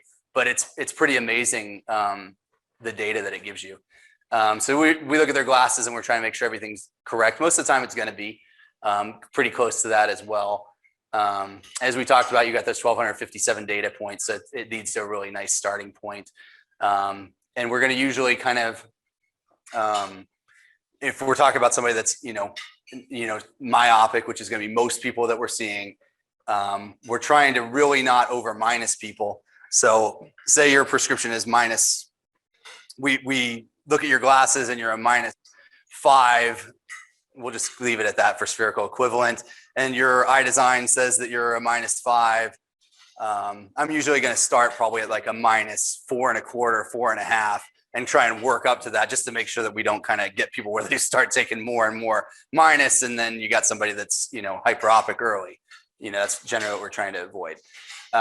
We also try to tell people we have like a sign when people come in: don't use your phone, because everybody's using their phone all the time. I don't know, you guys probably have the same problem with regular conventional autorefractors, but if they're still looked at their phone 2 seconds before they look at your machine, of course you're going to over minus them off the AR, and the IDESIGN is going to do the same thing. So that's why we have them kind of do that as well. And most places that are doing this, all refractions should really be carried out in the exact same manner. So like if you were to watch the way I refract people, mine are always the same. Doesn't mean that I'm right. It's just that you got to do this the same on everybody, because how are you going to make a nomogram or know if your laser is over treating, under treating, if you aren't treating everybody the same? So even if I were to hire an optometrist in my office, I would want them to refract the exact same way that I refract, so that whatever we're programming, everybody's on the same page. Let's move on here. So let's see. Then everybody that we look at, we're always going to evaluate for dryness. And so most of the time we're just going to use fluorescein, but I'm not using fluoresce. And if you're not aware of this yet, like it's really easy to think people don't have dry eye with fluoresce that could have severe dry eye. It's just so thick, it just fills in all the dots. And so you'll be like, oh yeah, you're great. Let's do LASIK on you. That's not a great idea. So what you want to do is just take a fluorescein strip, put a little BSS on it. You don't really want to give this person any type of anesthetic. We're trying to avoid anesthetic until the last possible point, because we don't want to dry this person's eye out. We don't want bad data. My techs aren't allowed to put anything in this person's eye before they capture all that data. Like, we're not checking your pressure before we do a topography on you. We want everything to be, pristine. And the same thing is going to be true here. When I put in the fluoresce, I'm just going to put some balanced salt solution on it or some normal saline on it, put a little bit in each corner and put it in their cul-de-sac, and then look at their cornea. And if I'm seeing even a little bit of dryness, if you got symptoms, we're going to try and treat that pre-op, because if you're doing LASIK, you'll see some pretty significant dryness. If you do LASIK in people that they come in pretty dry, those are going to be the people that you see on the nightly news that are like, this is the worst procedure ever, and I never should have had this done. Thanks. And so that's what we're trying to avoid, because those people have given us so much bad press. And I really feel that a lot of those people came from some of these practices that are pumping LASIK hard. I question whether they even looked for dry eye before, because most people aren't going to. The dryness that we see after LASIK tends to be very temporary. Person will be really dry for like a month and then they're okay. When you end up with people where you've tipped them over the edge, those people probably had substantial dryness before the procedure, and the people just went forward with the procedure. Maybe they didn't know. They used fluoresce, didn't know that was too thick. Everything looked good. Almost everybody's going to look good. If you're using fluoresce, you're going to miss a lot of people with significant dry eye. We don't usually use lissamine green. We have it in all of our exam rooms, but the reason I don't use it is if you've ever used it, it stains your skin because it's staining cells that are unhealthy, and our skin cells are basically on their way to death. And so it stains your skin. And so if I use it on everybody, if you have no fluorescein staining, you've got no sign, and we always ask people, do you have any symptoms of dryness? And that can be tricky because most people are going to say, my eyes feel dry with my contacts in. And that's not really, to me, that doesn't mean that you're a bad LASIK candidate, because my eyes felt horrible when I used to wear contact lenses. And so I stopped wearing them for like 2 years before I even had PRK done. I couldn't wear them for more than 2 hours. And so I'd be pretty upset if somebody had told me, oh, you can't get PRK because you had, your eyes felt dry with contact lenses. So they evaluated me with lissamine green as well as like fluorescein and didn't find anything abnormal. We'll also look at kind of tear breakup time. I'd say that's one of the big things that we see in this young age population, which is typically coming in. Most people that have dry eye, they're having meibomian gland issues. And so a lot of times you'll see that their tear breakup time is like 3 or 4 seconds. That's definitely abnormal. Most people that we're doing LASIK, we want to see that tear film really stable. 10-second tear breakup time or so is what you want to see. If somebody's got 2-second tear breakup time, they're usually going to have staining for one, which you should use as a reason not to do LASIK. But if their tear breakup time is like 2 or 3 seconds, odds are they're not going to do very well after LASIK. So I think at a minimum, these are things you should do. It talks on here. A lot of places still do Schirmers. It's fine if you want to do Schirmers. I think it's kind of worth this. I think that the Schirmer strips almost always just get flooded. I've been in multiple dry eye trials because I'm a clinical investigator for glaucoma drops, dry eye drops, and all these other things. And so some of the almost every dry eye trial I've ever been in, the people have to use Schirmer strips and they just get soaked. So if I were to use that, because most people just end up with lots and lots of reflex tearing, even if you put it in an artificial, say you numb their eye before you do it, they're still usually going to reflex tear because the eye doesn't like having a piece of paper stuck into it. So personally, I find it pretty worthless, but some people use it. And then we'll kind of move out with like, after I do the manifest refraction, what we do at that point is when we're going to check their pressure. I don't want it, like I said before, I don't want anything to touch the eye before I do the refraction. We just use the eye care because it's super easy. I don't have to put any numbing drops in. You can just go pop, pop, done. And you got the person's pressure. And the only reason I even want to know their pressure is say I end up doing PRK on this person later and their pressure ends up going to 25. I want to know, what was your pressure to begin with? Was your pressure 24 when we started? And this is not even a big deal. But if I know your pressure was 12 when we began and now the pressure is 30, then I go, okay, well, we've got a big steroid response here. But that's the main reason we're doing it. Otherwise, I'm not really too concerned about people's eye pressure on a LASIK screen. And then we'll kind of ask them, oh yeah, so we always are trying to cycle you. So we don't want to use cyclophenolate because patients hate it. So I'm not trying to cycle you for 24 hours. So most people, what we use is tropicamide, but we always wait at a minimum 30 minutes. When my tech checks it off in the software, it immediately starts the timer as a countdown. So I won't even come back in to do the cycle until at least 30 minutes. And the question we're usually asking these myopes is we're like, hey, can you still see your phone with those glasses on? And the response should be, no, doc, I can't see anything anymore. And then you have some idea that you've actually achieved what you're going for, because I'm not trying to cycle them to dilate their eye. I'm cycling them because I want the, paralyzed accommodation. So that's why we're kind of doing that on all of these checks.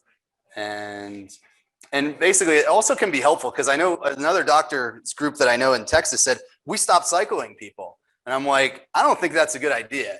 And the reason I don't think it's a good idea is that it still allows me to adjust my treatment. And you will get fooled sometimes where the cyclo is off by 3/4 of a diopter. I really, that would just suck. I mean, you're basically just being lazy. And if you overcorrect somebody by 0.75 diopters, that guy's going to need reading glasses probably at age 38 instead of age 41 or 42.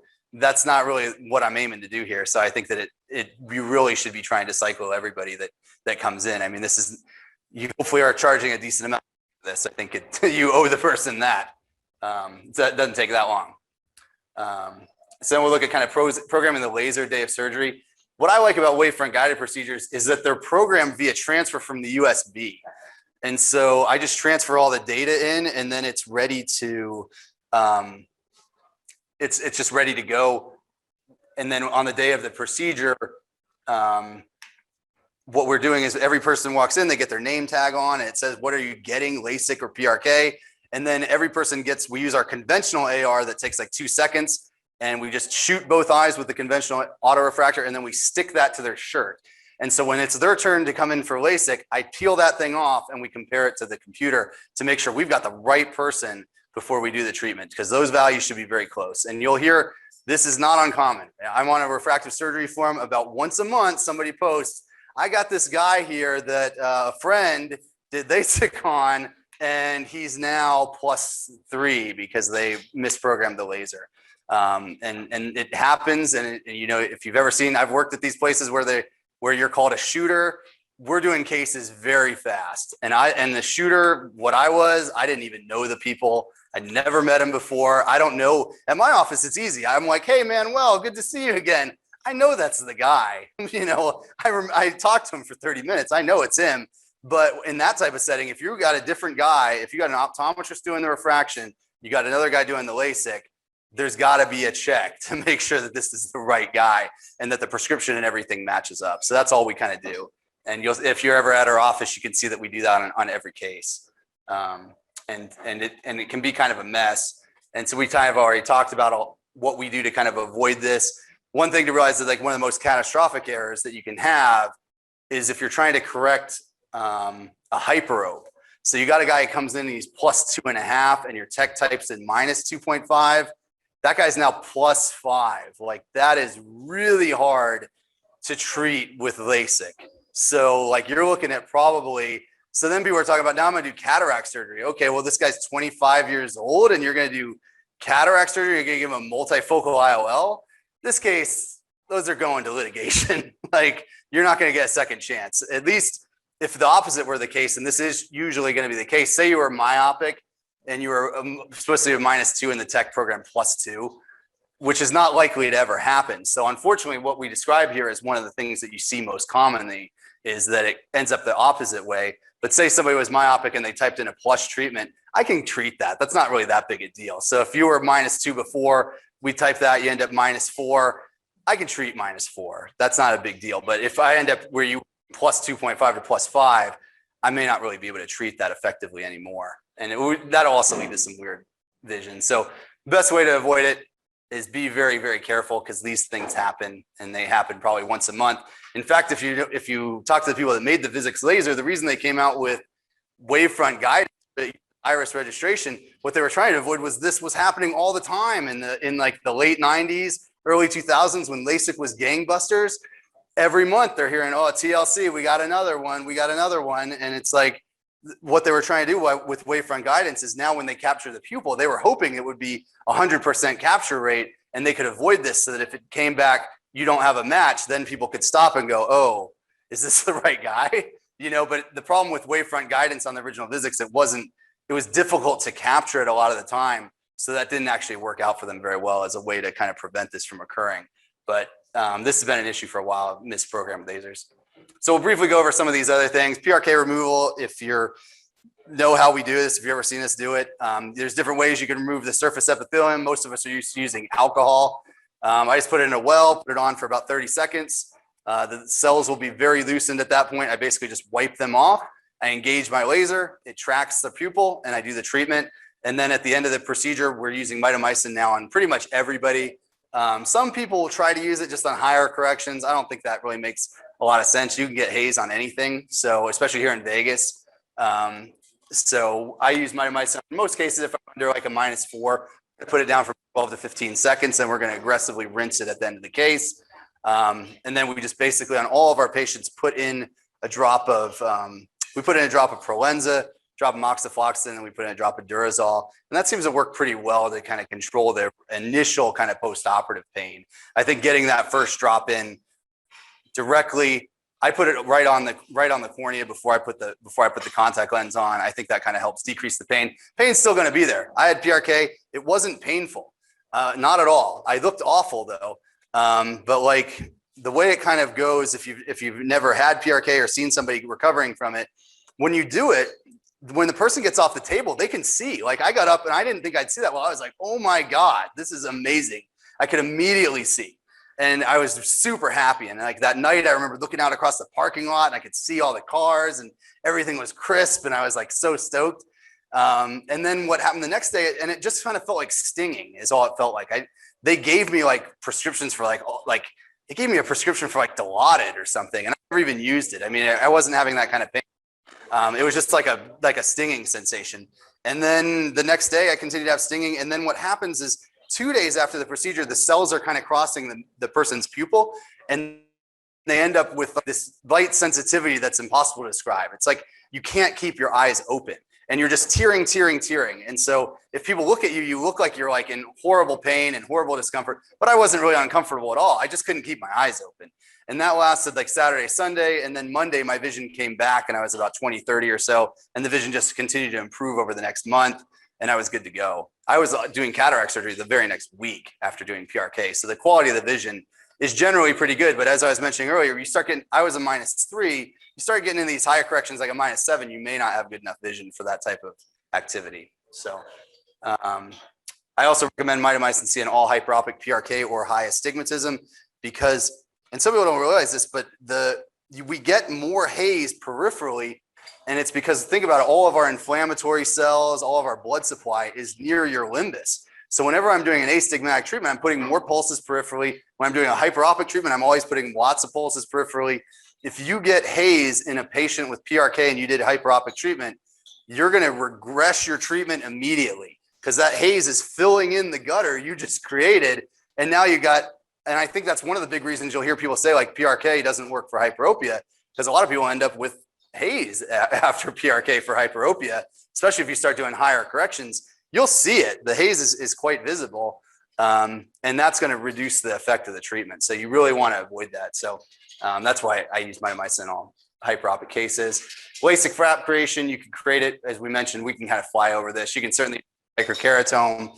I'd say that's really fallen out of favor in the US. I don't know what the data is anymore, but I would think it's pretty low. I did a lot of cases with a microkeratome.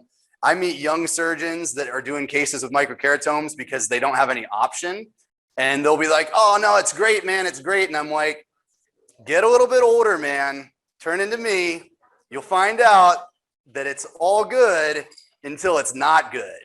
And when it's not good and you have a problem with a microkeratome, as a surgeon, you can't imagine how bad you feel. It's awful. Like, basically, when you're using a microkeratome, the complications that people get are things like buttonholes, which means that it just kind of snaggled up as it crossed their visual axis. You have this very irregular surface. The vision is not good. Those people are going to need PRK. It's going to be a mess. Like, you do not want to get a buttonhole if you can avoid it. You don't want to get a free cap. You can get a free cap and where you have to put it back on. Free cap's really not that big a deal. What I had happen on one of my cases is a blade, I think, basically came disinserted from its vibrating mechanism halfway across the eye. And so it was like a half flap that it created. And she was able to be corrected. I sent her to a guy in San Diego who used like topograded treatment to correct it. Nowadays, if I had my own IDESIGN treatment, I could have corrected it myself. But again, it's not my problem anymore because I don't use a microkeratome anymore. But that's why I think that, you know, if you're using a microkeratome, it's just a matter of time. When is something bad going to happen? And when you know that you could have avoided it by just using a femto, that's when it starts to feel pretty bad. Like, I wish I had just spent the money and done this in a way that's safer. Because most of the issues that you're going to have, say you get, like I was talking about, how you get vertical gas breakthrough with intralace, you get vertical gas breakthrough, that can lead to the same complication as a buttonhole. but you can see it as the surgeon. So you know you had vertical gas breakthrough. If you're stupid enough to proceed, that's on you. But if you see those bubbles hit the contact glass, you know what's happened. Gas broke through. You've got a problem where the epithelium is now connected. If you go and pass through that with the dissector that we use, now you've got a buttonhole. If you do nothing and you don't do anything at all, nothing has happened whatsoever. You haven't lifted that. Gas just came through the epithelium. You tell that person, go home. We're not doing anything today. We're going to see you back another day, do PRK. That person is not going to be unhappy. They're going to end up super happy. They're going to have a great outcome. They're going to need PRK instead of LASIK, but they aren't going to need topo guided, and you're not going to be losing sleep at night going, what can I do to fix you? You know? And that's why I tell most of my patients, because people are freaking out while we're doing all this stuff. And I'm just like, okay, if we have a problem, if I don't like what I see, we stop and you go home and nothing happened. If I don't lift the flap, those bubbles disappear. You just go about your business the next day. It's like nothing happened to you. That's the problem with microkeratome, is it's already happened. I can't go in reverse. You know, I can't make the blade stop going. It's already happened. So that's why most of us, you'll see, kind of don't really use it. But most of these things, like we're talking about, vertical gas breakthrough, it's no big deal. As long as you recognize it and don't proceed with it, it's not a huge deal. It's really unlikely to get a free cap with like a VISUMAX or an intralase. That would be really hard to do. I don't know how you could do it. People have described it with the Zemer, and that has to do with the way that you can't really see what you're doing. So I have a friend that got a free cap with the Zemer in town. And so that can happen. But again, if you get a free cap with like a Zemer, if you mark before you do it and you realign the person's cap that you've created and you just put a contact lens on, that person's probably going to be fine. So it's not the end of the world. We'll briefly talk here about like kind of high suction LASIK. We talked about that kind of at the beginning. You see it with microkeratomes, you see it with FS200, you see it with the Zemer, you see it with intralase. The thing you don't see it with this is with the VISUMAX. High suction isn't necessarily a bad thing. The good thing about it is when you're doing high suction LASIK, me as a surgeon, I don't have to really say anything to you. I just say, come on in, we'll do LASIK, and I apply suction and it's really high. And then I ask you, hey, can you see anything anymore? And they're like, nope, can't see anything. And then I know I've got good suction and I can proceed with intralase or whatever my laser is. And so that's kind of good. With the VISUMAX, I have to talk to them before the procedure. I tell them, this is what's going to happen. This is what you're going to see. This is what it's going to feel like. It's not going to be painful. You're going to see this light. The light might move. Don't follow it.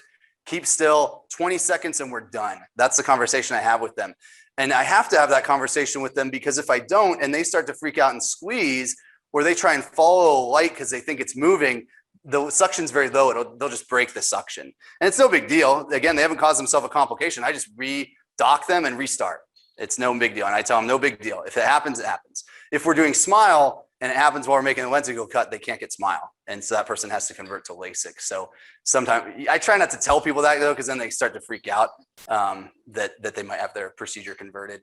But LASIK's a great procedure. If you got to do LASIK instead of SMILE, it's still excellent. And as we kind of talked about, if somebody starts squeezing a lot, that'll break suction. But most of us, once we get used to the VISUMAX, after you've done probably 20 cases, it's very rare for me to get a suction break. The people, if you talk to people kind of ahead of time and they know what's going on and you tell them that the light might move and things like that, you're not really going to have much issues with suction loss. So I love it. I would never go back to like the other technologies. I've used intralase, Zemer, microkeratome, and now the VISUMAX, and I wouldn't use anything other than the VISUMAX. And I'm not saying that because ICE is sponsoring this because they don't pay me. But it's just the experience for the patient is really good. I don't have to worry that I'm going to give them a subconjunctival hemorrhage. I don't have to black them out. There used to be a concern also, like if you're, like I can do people, if say you see me for cataract surgery and you end up, we have a miss, and you've never had LASIK before, you're, minus, you end up where you're +1 or something. The person's not happy. Most people are going to say, I'm going to do PRK. With the VISUMAX, the suction's so low, I'm not worried that I'm going to open up. What we're worried about is you don't want to be high suction on somebody that just had cataract surgery a month ago and you open up their wound. Like that's not going to be fun to have their chamber flatten in your office. So what we're going to do with the VISUMAX is low suction, suctioning just mainly that 8mm central cornea. You can create that flap and do the procedure, get that person happy quickly rather than doing PRK where you have to wait like a month. Just depends on the person. What we're gonna do in that situation. That's why I like So as we mentioned, the big thing with SMILE is that it's low suction. You can treat astigmatism up to 3 diopters. It doesn't have a way to do like iris registration like the VISX does. So some people will mark the cornea when you get over about 2 diopters of astigmatism. And that's just so that they can align the treatment with the VISUMAX to the marks. In case, and what you're trying to deal with is that the person might have like cyclo-rotated their eye when they went from sitting up to lying down. What are the advantages of SMILE? You don't have this huge flap. So when we do LASIK, the flap when you're going around the cornea is probably about 22 millimeters. The flap that we're using right now in the US is 4 millimeters. The flap that they're using like in China is 2 millimeters. So we're going to keep moving down and down on the size of that incision. And we'll get to some SMILE images here. Here we go. The reason we're trying to do that is what we're talking about here, kind of corneal sensation. They've done studies where corneal sensation recovers quicker. We don't have, there's been some data that's kind of questionable. You know, we're not sure. It seems like it probably leads to less dry eye after LASIK. So that was kind of my desire to get involved in SMILE, is to try and decrease dryness. And they think that that happens because you're not cutting as many nerves. So we think that the cutting of nerves is what causes the dryness. I don't know if that's really the case or not, but you definitely see, you're going to see on some images here, we're cutting a lot less nerves. Most of the nerves of our cornea go through our anterior cornea. That's where we're cutting flaps. That's where we're cutting for SMILE. So if we can slide underneath that with SMILE and avoid cutting those nerves, we may have less dry eye after the procedure. And we definitely know that we have much more rapid recovery of sensation. People, if you remember that thing called like I think it's like a Binet or something, anesthesiometer or something, that thing where you check their sensation of the cornea. People did this, and what they found is that right after LASIK, people's corneal sensation is like nothing. And then by about 9 months, 6 to 9 months in that region, they're basically back to, you know, full corneal sensation. That's why we think the dryness and things like that of LASIK are not permanent, but they're temporary as the body heals that back in. And when we looked at SMILE, they don't lose as much sensation. So if you check them at day 1, they have more corneal sensation and they have more rapid recovery. And we think that that leads to less dryness. But that's kind of the data that we're looking at. And then we think also that the strongest fibers of your cornea are in the front part of your cornea. So if we can cut less of those fibers, the stronger we can keep your cornea. So this is what we're doing when we're doing SMILE. We're basically creating a cap, which is the red line on the top. The bottom is what the cut below it is what we call the lenticule cut. So basically how deep we cut that, that's going to tell us what your prescription basically is. That's the first cut that we make. If that cut is abnormal, that's where you can't proceed with the procedure. But if they break suction or something while you're making the top cap cut, not a big deal.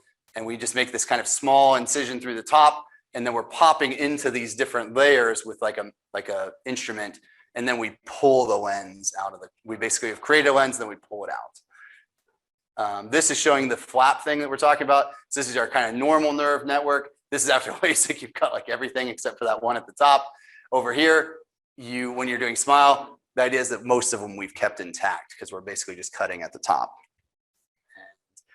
This is a slide from Zeiss. We're up to 4 million treatments because a lot of people they think this is some new, really like crazy treatment. People are like, oh, I want to wait. This is too cutting edge for me. It's really the same procedure as LASIK. We're just instead of having your cornea go up in smoke, we're pulling it out as a lens. And 4 million eyes have been treated. When I bought my laser, I think they had just broke 1 million. So that gives you an idea. I've only had the laser for 2 years. So they've done like 3 million more eyes in the next 2 years. So that the uptake of this procedure has been huge. This is showing you kind of what that VISUMAX contact glass looks like. So you can see the suction is here. That's coming down on this person's cornea here. It's going to be sucking here. Cuts are going to go there. And so we're not suctioning out here on the white part of the eye. And it has this curved contact glass. None of the other devices use that. What they do is they suction out here, and then they kind of smash a glass down, and then your cornea is flat, and then it starts to make its cuts, is how the typical one works. Zeiss came up with this because they wanted to make sure that when they're making refractive cuts, they don't want any distortion of the cornea. So that's why they came out with this curved contact glass. And that's why they don't think some other manufacturers are likely to come up with this, although Zimmer is working on a procedure called Clear, which is very similar. This shows that elevation in pressure. So if you're looking at the intralaser platform up there, you're seeing that peak pressure is getting up to about 150 millimeters of mercury. That's why that person's vision goes black. It's actually a 2-part procedure when I do intralaser. First, I suction around their peripheral cornea, and that raises their pressure some, and then we put the contact glass and then it raises it more. And so that's why you're seeing kind of these two elevations. It kind of starts here and it goes to like 80. That's the person putting the first ring on. And then the second thing is when we come in with the glass, and then that raises the pressure even more. VISUMAX, if you're looking there, the pressure raises to about 60 millimeters of mercury. Still high, but it's not to the level that it's decreasing perfusion through the ophthalmic artery, so the person can continue to see during the procedure. VISUMAX feature, no, I don't see this anymore. I mean, I might see a couple little tiny subconch hemorrhages if I use the medium pack, which is what I use if I'm doing a far-sighted treatment. Most people are getting nearsighted treatment, so it's very, very rare for me to see subconch hemorrhages. I used to see this quite frequently when I'd use a microkeratome or the intralays. So we don't see that anymore. I think we're kind of running out of time, but let's shoot through this. This is a 27-year-old guy. This is kind of a funny case. The guy came in, he wanted a LASIK consult, but then once my staff does all his tests, he's like, I got told I had keratoconus before, and I wanted to know, can you treat me? Can I get LASIK for this? So it's ended up being kind of a good case because you can obviously see this is actually a real refractive screen. So you can see all the tests, what they look like. You can see this is his epithelial thickness thinning out over that cone like we talked about. So we're not going to see an elevation. You're going to see kind of thinning. So it's really obvious that this guy has keratoconus.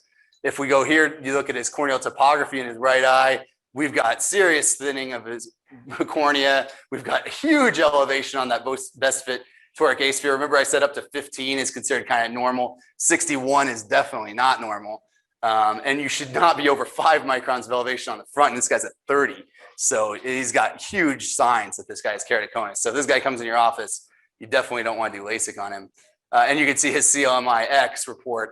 You can see what it did. So you see the circle, it goes over all those areas and they're all lining up. And so it says this person, risk of keratoconus 100%. So that's kind of how that software worked. And then I referred him to, I don't know where he went for. If he went somewhere for a hard contact lens. He may get cross-linked. I like to make sure people are actually progressing, but I don't do cross-linking myself. This is a guy with high myopic astigmatism. This guy we just did last week, actually. We'll fly through him real quick. So you can see that we see that the topography here on the IDESIGN is showing that he has a lot of astigmatism. Got a great wavefront, normal wavefront value, 0.06, looks great. We've got all our image. We can see that his cornea is not quite the center of his vision is a little bit lower. I ended up noticing that when I did his actual case underneath the VISUMAX, that we docked to kind of an inferior spot on the cornea. And we're kind of very regular looking astigmatism on this topography. There's nothing that's abnormal to it. The HOA value is 0.388. We mentioned that normal is 0.3 to 0.6. It's a great value. Surface asymmetry index we also look at when we want to see that value less than 1. His is 0.307. So this guy's looking good. His other eye, same thing, lots of cylinder, normal HOA, normal surface asymmetry. This guy's looking real good for LASIK. We look at his packs, got 529 microns worth of tissue here. I minus S value 0.95 diopters. So we've got a normal value. The next eye, I minus S 0.69, 527 microns of corneal thickness. I've got enough room to work. We do a CLMI-X, we're at 0%. This is just the other eye, I think.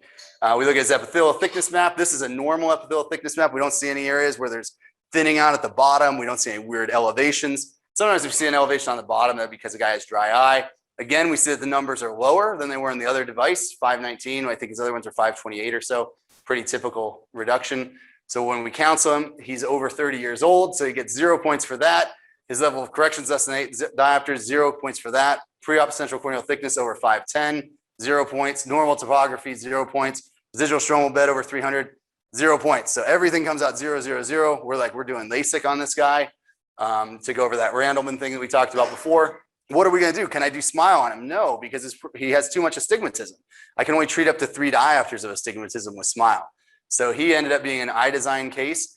If you send him to somebody that uses CONTOURA, they wouldn't be able to use CONTOURA on him either because he's over 3 diopters. That also FDA maxes out at 3 diopters of correction. So with IDESIGN, it worked out really well. No sign of dry eye and exam. Post-op day 1, he's 20/20 in the right eye, 20/22 in the left eye. Guy's ecstatic, tells me I've never seen this well in my entire life. So, and that's post-op day 1. I saw him this morning. He's 20/17 in the right eye, 20/17 in the left eye. So he's better. His pre-op spectacle vision, if we were to go back to that, he was only 20, 25 in his spectacles because the people weren't fully correcting it. Because I'm sure he started to complain that it felt like he's walking in a fishbowl with 3.5 diopters of cylinder. So he's only wearing like his spectacle correction was like 2.5 diopters of cylinder when he really has 3.5. So that's why he's telling me I've never seen this well. It's because he doesn't wear contacts, and that's as best his vision is. So he's very, very happy, and I think kind of shows what we can do with modern LASIK. This is a guy that we did SMILE on real quick. He's great, low level of cylinder, -1 on the cylinder, but he's -5, and he's wanted to get out of this for a while. He's got a great wavefront scan, totally normal topography. We could do this as an IDESIGN case. But we can do it as SMILE too. Plenty of corneal tissue, 540 microns, I-S, 0.28 diopters. Everything's looking good. We're not seeing any bulging on the back or front surface. Left eye, same thing, 544, I-S, 0.17, totally normal. Anterior segment OCT, normal corneal thicknesses. Nothing wrong with the epithelial thickness map. This is when we do any type of SMILE treatment, it kicks out this is the report. It shows on it. You see that green dot? That's what the guy was looking at. So say after the procedure, the guy's not happy with his vision. I wonder if I treated that on axis. I can look at that report and look at the green dot and be like, oh, well, maybe that green dot wasn't where I wanted it to be. So you kind of have that report, and then I can see what it's done is if you can see the subtle differentiation there in the center, that's the lenticule that I'm going to pull out. This thing here is what looks like a SMILE. That's where I'm going to make my incision. This whole thing around it is the cap. I go in, I basically loosen the cap, I go underneath it, loosen the underneath part, and then the lenticule just pulls out as one big piece. And then after that person can see well. And this is his other eye, same thing. And then when we saw him the next day, he's 20/17 in the right eye, 20/20 in the left. But people with SMILE, you have to realize their vision day one, they might still complain that it looks a little bit hazy. And we think that's because we aren't sandblasting it like we are with the eczema. When we create LASIK, we create that flap by creating all these little pock marks, lift that flap up, then we start basically sandblasting with eczema. So that bottom part is nice and smooth. Lay down that flap, it's a nice smooth interface. The issue I think that we have with SMILE is that we're making all these pock marks on the top and on the bottom. They may not align perfectly, so they kind of have to kind of get themselves kind of smoothed out. And so my experience is usually, even if people are 20/20, they'll be like, but doc, it's not that clear. And when you see them at 1 week, they'll be like, oh yeah, it's looking good now. You see them at 1 month, it's great. So long-term results of SMILE, very, very similar to LASIK as far as the vision goes. So this is kind of ending where we have kind of in 2021, we have lots of options. Today we were focusing on corneal refractive. I don't do ICL, but that's certainly another option. I usually refer those out when we get to high corrections. Thank you, Dr. Swanning. Let's give him a round of applause for a great lecture.